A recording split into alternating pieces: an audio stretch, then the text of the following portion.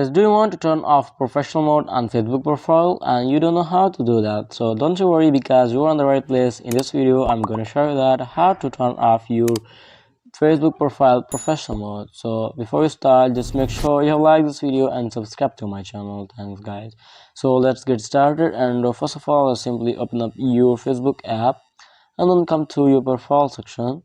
In your profile section, if you have turned on your professional mode and you want to turn it off, just simply tap at these three dots near your see dashboard option, and here you can find the option of turn off professional mode on the very bottom. Just simply tap on it and then tap at continue and tap at turn off to turn it off.